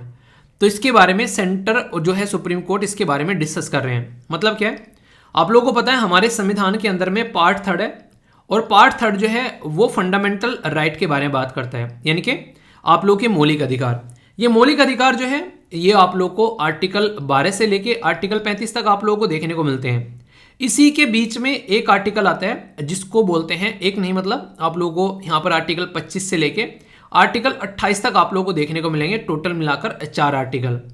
ये 4 आर्टिकल क्या बात करते हैं? ये बात करते हैं राइट टू रिलीजन के बारे में। मतलब आप लोगों को अधिकार है, आप लोग अपना रिलीजन फॉलो कर सकते हैं, आप लोग के रिलीजन में कोई इंटरफेयर नहीं करेगा, अपनी लाइफ को आप लोग एंजॉय कर सकते हैं, अपने रिलीजन को आप लोग प्रोपोगेट कर सकते हैं, यानी कि लोगों तक पहुंचा सकते हैं, अपने रिलीजन की खासियत आप लोग लोगों को बता सकते हैं, अपने रिलीजन से रिलेटेड एजुकेशन को आप लोग लोगों तक पहुंचा सकते हैं। ये सारी चीजें आप लोग को हमारा संविधान अधिकार देता है। हर एक इंसान अपने रिलीजन को आगे लेकर चल सकता है, और हर एक इंसान जो है अपने रिलीजन को फॉलो कर सकता है। मान लीजिए मैं अपने रिलीजन से खुश नहीं हूं, तो मुझे दूसरे रिलीजन में जाना है तो मैं आसानी से अपने आप किसी दूसरे रिलीजन में कन्वर्ट कर सकता हूं। मुझे कोई रोक नहीं सकता है, ये मेरा अधिकार है कि मैं कोई भी रिलीजन जो है वो फॉलो कर सकता हूं। पर लेकिन यहां पर एक क्वेश्चन आ जाता है कि मान लीजिए मैं जो जिस रिलीजन को फॉलो करता हूं और यहां पर कोई इंसान जो है वो दूसरे रिलीजन को फॉलो करता है, वो दूसरे रिलीजन को फॉलो करने वाला इंसान बोले मुझे कि तुम मेरे रिलीजन में आ जाओ। मैं बोलूँ कि यार मैं तो बहुत खुश हूँ अपने रिलीजन में, मुझे तुम्हारे रिलीजन में क्यों आना है, मुझे सारी चीज़ जो मुझे सेटिस्फेक्शन चाहिए मुझे इस रिलीजन में मिल रहा है। वो बोले जबरदस्ती नहीं, तुमको इसमें आना पड़ेगा, और वो मेरे साथ में जबरदस्ती करे, और मान लीजिए वो कोई ताकतवर इंसान है और फोर्सफुली मुझे अपने रिलीजन में लेकर आ गया। अभी भी मैं रिलीजन में कन्वर्ट हुआ हूँ और पहले भी मैं रिलीजन में कन्वर्ट हुआ था। पहले रिलीजन में कन्वर्ट हुआ था मैं अपनी इच्छा से, यानी कि मैं अपने आप से कन्वर्ट हुआ था जो मुझे अच्छा लगा, पर लेकिन अब मुझे कोई फोर्सफुली किसी और रिलीजन में ले जाने की कोशिश कर रहा है। तो यहां पर पहले वाली कंडीशन तो अलाउ है कि मैं किसी रिलीजन में जा सकता हूं, मैं जिस रिलीजन को पसंद करूं अपने हिसाब से वहां पर जाकर अपना लाइफ को एंजॉय कर सकता हूं, पर कोई मुझे फोर्स नहीं कर सकता कि तुम ये वाला रिलीजन ले लो, और मेरे ऊपर कोई जबरदस्ती नहीं चीजें थोप सकता। यानी कि यहां पर उसी लाइन को बड़े आसान शब्दों में बोल दिया गया कि right to freedom of religion not a fundamental right to convert, यानी कि ये तो अधिकार है आप लोगों का कि फ्रीडम ऑफ रिलीजन है, पर नॉट फंडामेंटल राइट कि जो आप लोगों को कन्वर्ट करने के लिए भी फोर्स करे। वो फंडामेंटल राइट नहीं है कि आप लोग दूसरों को फोर्स करो, उसको बता सकते हो कि हाँ यार ये अच्छी अच्छी चीजें सामने वाले को पसंद आ रहा है तो भाई साहब आ जाएगा, और नहीं पसंद आ रहा है तो उसको अपनी लाइफ को एंजॉय करने दो। ये बेसिकली यहां पर इसका मतलब बोला गया है। तो यहां पर इसीलिए आप लोगों से रिलीजन के बारे में फंडामेंटल राइट से रिलेटेड आप लोगों के क्वेश्चन बन सकता है, तो ये काफी इंपॉर्टेंट यहां से टॉपिक बन जाता है। तो इसलिए इन चीजों के बारे में कोई कंफ्यूजन नहीं होना चाहिए माइंड में। और ये संविधान के पार्ट है यार, संविधान वो किताब है जो आप लोग के एग्जाम के लिए नहीं बनी है कि आप लोग एग्जाम दोगे, आप लोग SSC UPSC banking state PCS इनके पेपर निकालोगे। भाई साहब वो देश को चलाने की किताब है, तो उसके अंदर जो चीजें लिखी गई हैं वो आप लोगों के अधिकार हैं, आप लोग उनको अलग तरीके से देखा करो, ना कि बस देखना अच्छा ये फंडामेंटल राइट है भाई साहब यहां से क्वेश्चन बनेगा। ओ भाई साहब क्वेश्चन ना अभी एक बार पूछ के साइड में हो जाएंगे, जिंदगी है ये आप लोग की, ठीक है। ये बेसिकली आप लोगों को ऐसे अधिकार देते हैं जिसके बेस पर आप लोग डायरेक्ट सुप्रीम, एक तरीके सुप्रीम पावर बन जाते हो, डायरेक्ट कोर्ट में जा सकते हो, सेंट्रल गवर्नमेंट आप लोगों के ऊपर प्रेशर नहीं डाल सकती। जैसे अंग्रेजों ने अत्याचार करे ना, वैसे सेंट्रल गवर्नमेंट अत्याचार नहीं कर सकती आप लोगों के ऊपर। ये राइट आप लोगों को यहाँ पर प्रोवाइड कराए गए संविधान के द्वारा, तो इनकी इज्जत करो इन अधिकारों की, ना कि बस पढ़ लो एग्जाम में आएंगे, ठीक है। एग्जाम में तो आएंगे वो तो पढ़ना ही है, पर लेकिन उनसे ज्यादा इनको समझो थोड़ा, ओके। आगे बात करते हैं, डिफेंस मिनिस्टर हैं राजनाथ सिंह जी, उनके द्वारा 4th इंडिया फ्रांस एनुअल जो डिफेंस डायलॉग है वो अभी आप लोगों को देखने को मिला न्यू दिल्ली में, तो ये आप लोग याद रखिएगा। इनके फ्रांस के जो लीडर हैं उनका नाम याद रखने की हाल की जरूरत नहीं है। इंडिया और मलेशिया दोनों की एक्सरसाइज देखने को मिल रही है जिसका नाम है हरिमाओ। तो हरिमाओ एक्सरसाइज जो है ये 29 से लेके 12 दिसंबर तक आप लोगों को देखने को मिल रही है, 29 नवंबर से हरिमाओ शक्ति 2022। तो याद रखिएगा हमारे देश में हो रही है और इंडिया और मलेशिया के बीच में ये एक्सरसाइज है। एग्जैक्ट मलेशिया की लोकेशन अपनी कंट्री कंपेयर में देखना चाहते हैं तो यह है हमारा प्यारा महान भारत। यहां से अगर आप लोग देखोगे तो आप लोगों को क्या है मलेशिया ये रहा, ठीक है, ऐसे आप लोग यहां पर देख सकते हैं। तो एग्जैक्ट लोकेशन आप लोगों के माइंड में क्लियर रहेगी तो एग्जाम में क्वेश्चन आप लोगों को अटेम्प्ट करने में कंफर्टेबल रहेगा। तो डिफेंस से रिलेटेड क्वेश्चन आप लोगों को यहां से बन सकता है। ये फिर से बोल रहा हूं, सारी चीजें हिंदी और इंग्लिश दोनों में रहती है, तो इनको अच्छे से एंजॉय कर सकते हैं, टेंशन लेने की कोनो जरूरत ना, ठीक है। आगे बात करते हैं, हमारे देश में एक ऐसी एजेंसी है जो कि लोगों की बदतमीजी की पराकाष्ठा पार होने से रोक लेती है, उसका नाम है इन्फोर्समेंट डायरेक्टरेट। इन्फोर्समेंट डायरेक्टरेट यहाँ पर ये देखता है कोई गंदी हरकतें तो नहीं कर रहा है, तो गवर्नमेंट के द्वारा अलाउ किया गया इन्फोर्समेंट डायरेक्टरेट को शेयर करे इन्फॉर्मेशन अबाउट इकोनॉमिक ऑफेंडर। जैसे हमारे देश में से कई सारे लोग जो हैं वो हजारों करोड़ रुपए लेके देश से भागे, तो यहाँ पर इसके चलते यहाँ पर ये देखता है कि कौन कौन ये बदतमीजी कर सकता है। तो 15 मोर एजेंसी इंक्लूडिंग SFIOOCCINIA, तो यहाँ पर अभी ईडी के साथ भी इंफॉर्मेशन जो है वो सारी चीजें आपस में शेयर करते हुए नजर आएंगे। फायदा क्या है, अगर कोई एक इंसान बदतमीजी काट रहा है किसी पर्टिकुलर एरिया में, तो गवर्नमेंट को अगर पता होगा तो उसको कहीं ना कहीं रोका जा सकता है, उसकी बदतमीजी की जो हद है वो पार करने से रोकी जा सकती है। तो इसकी वजह से यहाँ पर ये सिचुएशन है, ठीक है। इंपॉर्टेंट है, क्वेश्चन बने तो कंफ्यूज आना बिल्कुल नहीं है, क्योंकि डायरेक्ट क्वेश्चन आप लोगों से एग्जाम में पूछे करते हैं, ठीक है। आगे चलते हैं, पावर मिनिस्ट्री के द्वारा लॉन्च की गई स्कीम जिसको बोलते हैं यहाँ पर procure 450 megawatt electricity supply for 5 year under the शक्ति। तो ये शक्ति के बारे में हम लोग बात करेंगे। शक्ति जो है स्कीम फॉर हार्सनिंग एंड अलाउइंग, एक तरीके से एलोकेट करना, ये है यहाँ पर कोयला ट्रांसपेरेंसी इन इंडिया।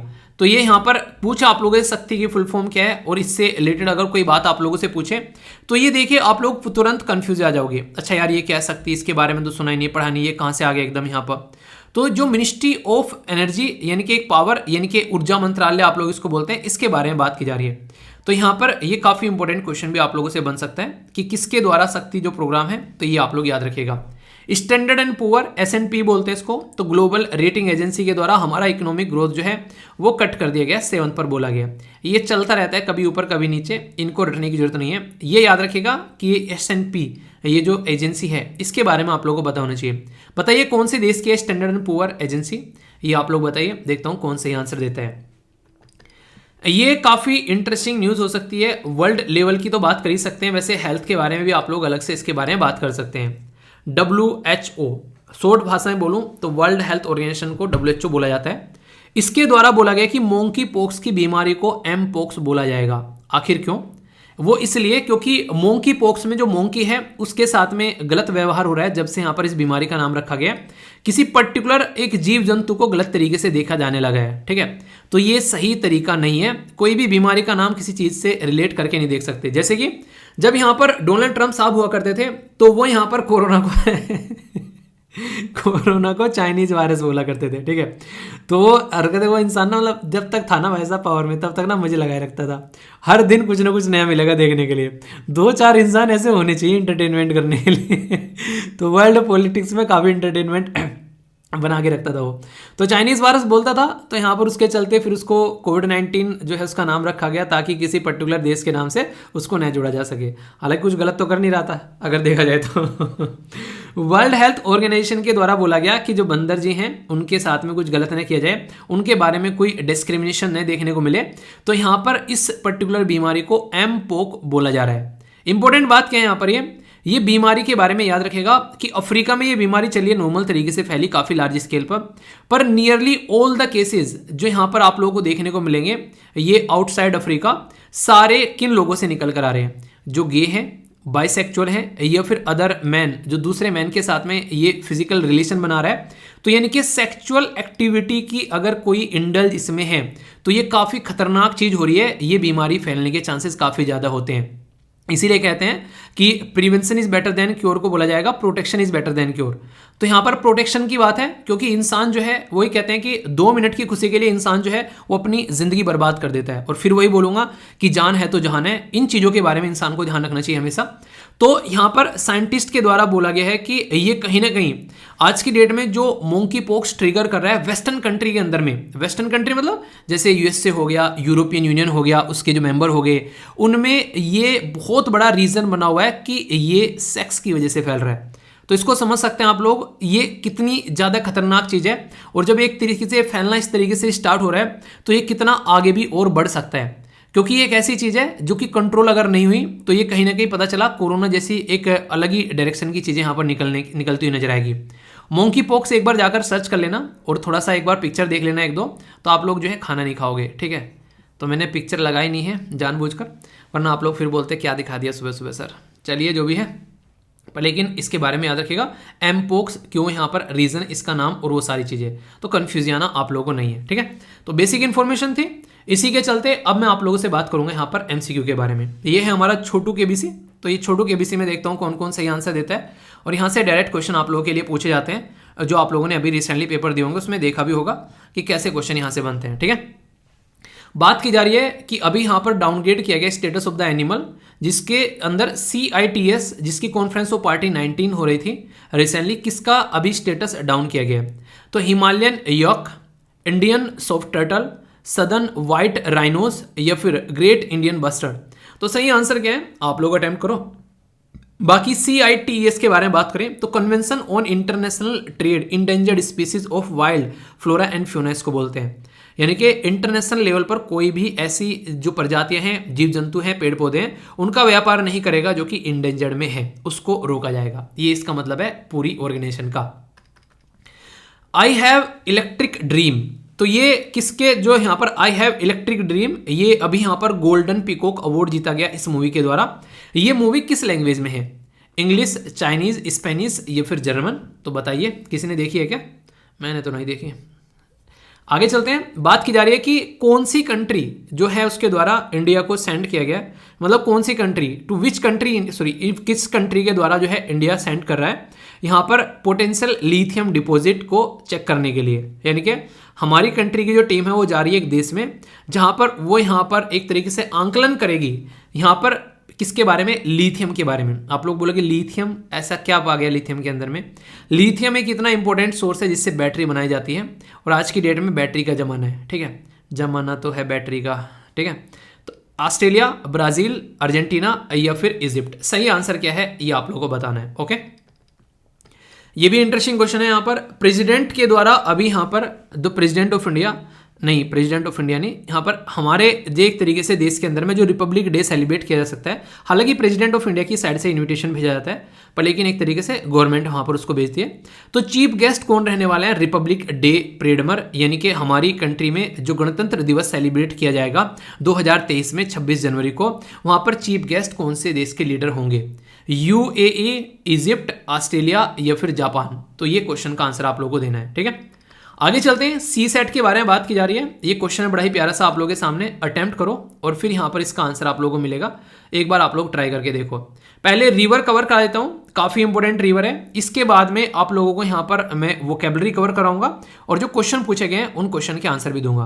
तब तक एक बार आप लोग ट्राई कर लो। बेसिक पर्पज ये रहता है कि एक बार खुद से अगर चीजों को ट्राई करोगे तो फिर आप लोग कंफर्टेबल रहोगे कल को अगर क्वेश्चन पूछा जाता है, वरना जो भी सुना है समझा है सर भूल जाते हो फिर, ठीक है। तो इसलिए खुद से एक बार दिमाग में कुछ चीजें निकलने दो। ये काफी इंपॉर्टेंट रिवर है जो कि एग्जाम में पूछी भी जा चुकी है। इसका नाम है यहाँ पर मिसिसिपी। मिसिसिपी रिवर जो है ये आप लोग को नॉर्थ अमेरिका में देखने को मिलती है और मेनली अगर मैं बोलूं तो यूनाइटेड स्टेट ऑफ अमेरिका के अंदर आप लोग को ये देखने को मिलती है, जिसकी लेंथ है 3766 किलोमीटर, जो कि अपने ही आप में काफी लंबी रिवर आप लोगों को यहाँ पर देखने को मिलेगी। एग्जैक्ट लोकेशन अगर आप लोग इसकी देखना चाहते हैं मिसिसिपी रिवर की, तो ये आप लोग यहाँ पर देख सकते हैं। और इधर आप लोग को गल्फ ऑफ मैक्सिको, इसमें यहाँ पर आप लोगों को ये बेसिकली यहाँ पर गिरती हुई नजर आती है, ठीक है। तो कोई कंफ्यूजन यहाँ पर इसके बारे में नहीं होना चाहिए। तो इधर यूएसए हो गया, ऊपर कनाडा और नीचे हो गया मैक्सिको। इसमें यूएसए के अंदर में आप लोगों को मिसिसिपी रिवर देखने को मिलेगी। यहाँ पर ओहियो रिवर भी आप लोगों को इसके साथ में कनेक्ट आएगी। बाकी ये वाले जो नदियां हैं इनके बारे में फिर बात करेंगे किस दिन, क्योंकि अभी और भी बहुत सारी चीज़ें आप लोगों को न्यूज़ में देखने को मिलती रहती है। कन्फ्यूजन नहीं होना चाहिए, ये मैप इसलिए लगाया गया ताकि इस टॉपिक को अच्छे से समझ सको। ओके, आइए अब क्वेश्चन के आंसर देख लेते हैं। जो जिसका स्टेटस डाउन किया गया यहाँ पर वो है साउथ, जो है सदर्न व्हाइट राइनोज, ठीक है। तो इसके बारे में क्वेश्चन आप लोगों से पूछा जा सकता है। ये ऐसे क्वेश्चन है जो कि आप लोगों से इन्वायरमेंट्स को ध्यान में रखते पूछे जाते हैं, ठीक है। तो इसके बारे में आप लोग यहाँ पर याद रख सकते हैं कि किसका स्टेटस यहाँ पर डाउनग्रेड किया गया है। तो व्हाइट राइनोज, तो अपेंडिक्स 1 से अपेंडिक्स 2 के अंदर उसको डाल दिया गया, क्योंकि लग नहीं रहा है कि ज़्यादा खतरेदारी की बातें यहाँ पर की जा रही है, ठीक है। तो इसका स्टेटस डाउन किया गया। ओके, सी आंसर है। आई हैव इलेक्ट्रिक ड्रीम, तो ये जो पर्टिकुलर मूवी है ये एक स्पेनिश मूवी है, ठीक है। तो याद रखेगा अभी हमारे देश में आप लोगों को देखने को मिला इंटरनेशनल फिल्म फेस्टिवल, जो कि इंडिया के अंदर देखने को मिला। कौन से नंबर का था? 53 का था। कहां पर हो रहा था ये? गोवा के अंदर हो रहा था। तो Spanish film I have electric dream, ठीक है। तो उसके जो डायरेक्टर हैं उनको गोल्डन पिकॉक अवार्ड मिला। तो ये जो मूवी है स्पेनिश भाषा में यहाँ पर ये मूवी आप लोगों को देखने को मिलती है, ठीक है। तो ये कंफ्यूजन आप लोगों को नहीं होना चाहिए। तो क्वेश्चन अगर बने कल को, किसी ने देखी है मूवी, कैसी है बताओ, क्या देखने लायक है? अगर है तो बताना, लगाया जाएगा इसको सभा के अंदर फिर, ठीक है। मैं ना कई बार इतनी बदतमीजी करता हूँ, हालांकि बताना नहीं चाहिए।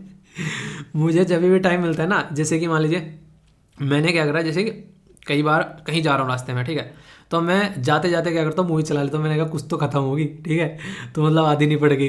फिर कहीं पे और कुछ काम कर रहा हूँ, बाहर घूमने निकल गया, फिर कुछ और काम कर रहा हूँ ना, पार्क में जाके बैठ गया, वहाँ पे चला दी।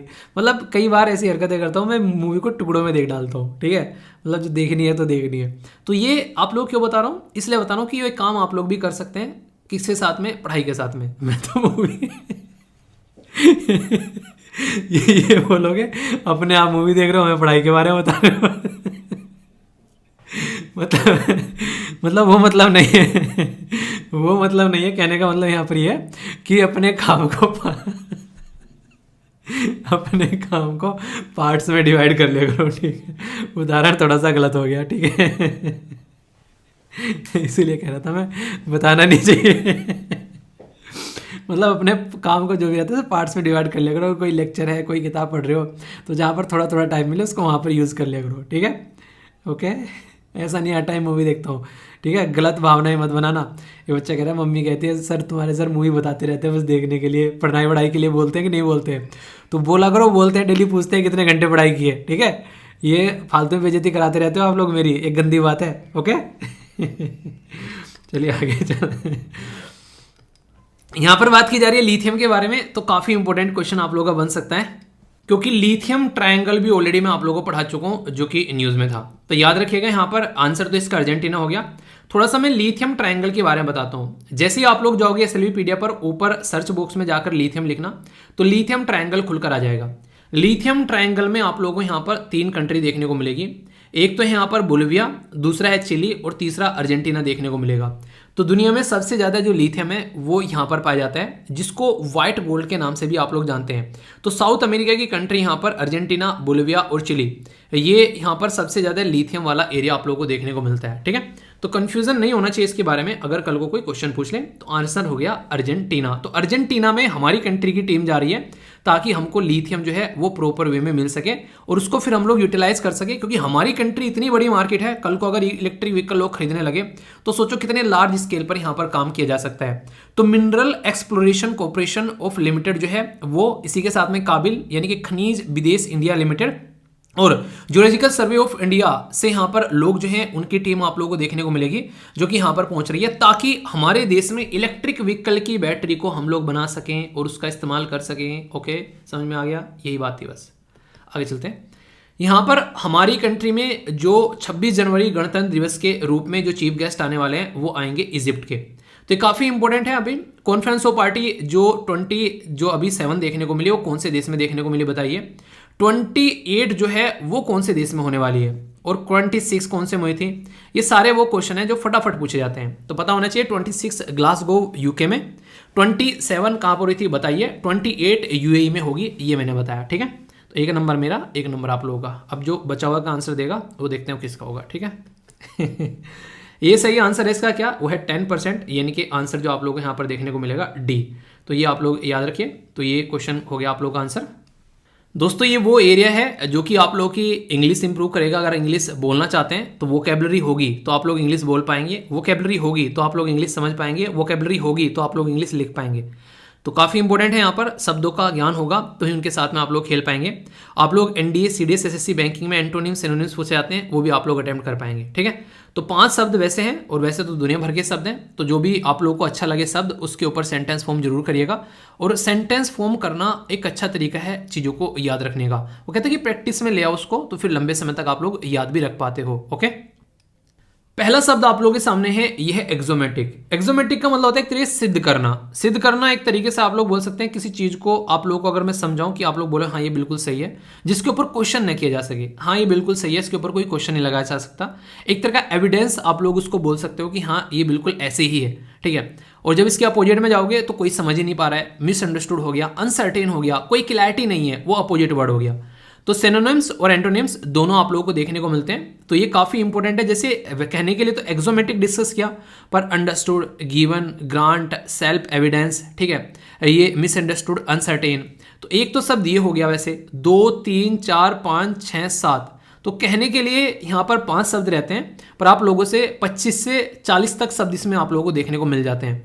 तो इसीलिए इनमें से एटलीस्ट 5 सेंटेंस फॉर्म कर रहम कर दिया करो यार, ये आप लोगों की लाइफ में इंप्रूवमेंट लेकर आएंगे। सोचो डेली एक शब्द भी सीखोगे ना तो महीने में 30 से 31 शब्द आप लोग सीख लोगे। तो ऐसे लेकर चलो चीज़ों को और आप लोग अपनी लाइफ में इंप्रूवमेंट तभी लाओगे जब डेली अपनी सीखने की क्षमता अच्छी रखोगे, कुछ ना कुछ अच्छा लाइफ में ऐड करते रहोगे। ओके, पहले शब्द में एक्सोमेटिक की बात की, अगर वो चीज़ें सिद्ध नहीं हुई और लगा कि चीज़ें गड़बड़ है तो इसका मतलब हो गया मिलीभगत, यानी कि कनाइवेंस। कनाइवेंस का मतलब क्या है कि यहाँ पर एक तरीके से चीज़ें जो हैं वो इलीगल तरीके से की गई हैं, इमोरल तरीके से की गई हैं, यानी कि अनैतिक और अवैध तरीके से चीज़ों का करना, जिसमें यहाँ पर कोई कॉन्स्पिरेसी आप लोगों को देखने को मिल सकती है, ठीक है।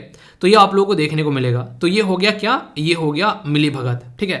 नेक्स्ट यहाँ पर ये है कंड्यूसिव, यानी कि अनुकूल, यानी कि फेवरेबल मूवमेंट, ऐसा कि हमारे एक तरीके से हमारे लायक होना, ठीक है, किसी चीज़ को, सिचुएशन को एक तरीके से लाइकली या फिर पॉसिबल करना कि हाँ ठीक है अब ये एक तरीके से कंफर्टेबल जोन में है, ठीक है। तो इस तरीके से आप लोग समझ सकते हैं। तो ये शब्द जो है बड़ी फ्रीक्वेंटली आप लोगों को देखने को मिलते हैं न्यूज़पेपर के अंदर भी। नेक्स्ट शब्द जो है ये फिस्टर। आप लोगों ने सुना होगा ना कि रुका हुआ तो पानी भी सड़ जाता है, तो फिस्टर यानी कि सड़ना है यहाँ पर। तो ये कहीं ना कहीं आप लोग बोल सकते हैं कि सेप्टिक हो जाता है, नहीं कई बार कि उसको सेप्टिक हो गया है, तो ये रोटन यानी कि सड़ गया है। ऑफेंसिव सेंस यानी कि कुछ गलत चीज़ें आप लोगों को देख रहे हैं आक्रामक तरीके का, तो चीज़ें देखने को मिलेगी। तो एक तरीके से ये गलत नेगेटिव शब्द आप लोग बोल सकते हैं। अपोजिट में अच्छा होगा built, grow, please, improve, flourish, ये आप लोग को अपोजिट शब्द देखने को मिलेंगे, ठीक है। स्कोल्डिंग यानी कि धधकते हुए, यानी कि एक तरीके से आप लोग बोल सकते हैं यहाँ पर एक्सट्रीमली हॉट, ठीक है। एक तरीके से तीखा भी बोल सकते हैं, वैसे शब्द ऐसा नहीं, हॉट ही बोलेंगे यहाँ पर। इसका अपोजिट क्या होगा? कोल्ड, ठंडा, ठंडा ठंडा, कूल कूल, ठीक है। ये चीज़ें देखने को मिलती हैं, तो इसके बारे में याद रखिएगा। तो काफ़ी इंपॉर्टेंट शब्द है, एटलीस्ट 5 शब्द 5 सेंटेंस आप लोग फॉर्म करिएगा तो मेरे दिल को ठंडक मिलेगी, ठीक है। अच्छे से यार अटेम्प्ट किया करो, अच्छा लगता है जब आप लोग पार्टिसिपेट करते हो। और इसमें पार्टिसिपेट अगर चीज़ों में नहीं करोगे ना तो यार ये चीज़ें चलती चली जाएंगी। आज लेक्चर ले रहा हूँ, कल लेक्चर ले रहा हूँ, मैं तो रेगुलर लेता रहूँगा। पर लेकिन सोचो अगर यहाँ पर 70, 80, 90 हज़ार लोग देख रहे हैं, उसमें से अगर 5,000 भी अपना काम ढंग से कर रहे हैं तो कहीं ना कहीं सेलेक्ट होते हुए आप लोगों को नजर आएंगे। कम से कम आंसर में पार्टिसिपेट किया करो। आप लोग बहुत सारे बच्चे जो हैं जो पार्टिसिपेट कर रहे हैं उनको देखा करो। जिनको लगता है कि मज़ा नहीं आ रहा है या फिर उनको लगता है कि डर लग रहा है, तो ये डर तभी तो खुलेगा जब किसी काम को करोगे। अगर नहीं करोगे तो कैसे काम चलेगा? तो ये काफ़ी इंपॉर्टेंट है, इसमें पार्टिसिपेट जरूर किया करो। कोई भी डाउट है पूछ लिया करो, अगर नहीं डाउट है तो अच्छे से एंजॉय किया करो। और चीज़ें अच्छी लगती हैं तो इनको आप लोग दूसरों को पढ़ा भी सकते हो। जो सीख लो किसी को पढ़ा दो, ये भी रिवीजन का तरीका है। सेंटेंस नहीं फॉर्म करना है, किसी को बता दो, उससे पूछो, बताओ अच्छा इसका मतलब क्या है, ठीक है। एक काम और किया करो, जो एक बच्चे ने सजेस्ट किया मुझे काफ़ी अच्छा लगा। जो भी शब्द मैं आप लोगों को पहले दिन पढ़ाता हूँ वो अगले दिन कमेंट बॉक्स में आकर लिखा करो कि हाँ कल ये शब्द पढ़ाए थे। इससे आप लोगों का लास्ट डे का रिवीजन हो जाया करेगा। और ऐसे ही मैप बेस्ड क्वेश्चन के साथ में आप लोग कर सकते हैं। जो भी पूछता हूँ अगले दिन बताया करो लास्ट डे का क्या था। इससे आप लोग रिवीजन भी साथ साथ में करते हुए चलोगे। और फिर पूरे वीक में एक आप लोग रिवीजन किया करो अच्छा सा, जिसमें सारी चीज़ें आप लोग की कवर होनी चाहिए। कैसा लगा आइडिया? तो माइंड में बिल्कुल क्लैरिटी होनी चाहिए, चीज़ों को अच्छे से कवर करके चलोगे तो ही फायदे में रहोगे। ये नहीं कहते कायदे में रहोगे तो फायदे में रहोगे, वरना पता नहीं कहाँ पड़े रहोगे, ठीक है। तो ज़िंदगी आपकी सुधारनी भी आपको ही है। सामने वाला कोई भी आप लोग को सपोर्ट दे सकता है। फिर वही बात बोलूँगा कि दूसरे के कंधे पर हाथ रखकर आप लोग चलना सीख सकते हैं, पर बेटा दौड़ना अपने ही पैरों पर पड़ेगा अगर दौड़ना है तो इसलिए पहले अपने आप को स्ट्रॉन्ग बनाओ और चीज़ों को एंजॉय करो अच्छे से, ओके।